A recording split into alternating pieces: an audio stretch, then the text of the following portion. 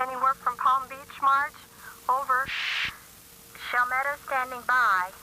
No word as yet. We'll be standing by. In 1956, 5 missionaries flew deep into the jungle of Ecuador, hoping to share the gospel via sign language with an indigenous tribe called Waodani, formerly called the Aucas, meaning savages. Their pilot, Nate Saint, landed on a sandbar near the village to make personal contact. It wasn't long, however, before the tribe turned violent. I could see he had a big spear here, and it was in backwards. He did have a cut over his eye. Operation Auca became a landmark story of martyrdom. Nate Saint, Jim Elliott, Ed McCauley, Roger Udarian, and Pete Fleming, all speared to death by tribesmen. Their bodies found nearby in a river by a search party. This event, people have called the most significant event in the 20th century in missions. Gene Jordan, a longtime pilot with Mission Aviation Fellowship, the same organization that flew the men to Ecuador. Jordan remembers growing up alongside the children of the martyrs. He recalls their story sparking a wildfire in the mission field and in his own calling.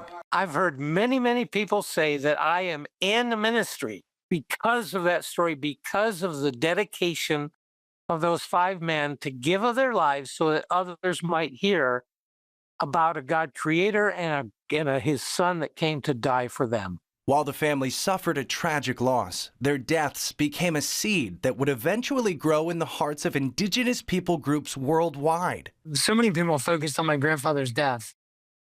Our focus is not his death, but what his death led to, which was the gospel going to the Waodani people. In a twist only faith could write, the widows and a sister of the martyrs returned to the same jungle to finish the work of sharing the gospel. This is actual footage of the Waodani men responsible for the killings being baptized by Phil Saint, Nate Saint's brother, in the same river their bodies were found. And so when you look at what our mission here on earth to do is to make disciples everywhere. Today, Jamie Saint, Nate's grandson, oversees iTech, the Indigenous Peoples Technology and Education Center founded by his father. The center provides indigenous groups with healthcare, farming, and mechanical training, along with the gospel. When we've done training in more than 70 countries, this year we trained about 500 people in 38 trainings, somewhere between 35 and 40 tribes. 70 years later, the legacy is still being written. As Franklin Graham told CBN News, there's no question these 5 men have had a tremendous impact on missions.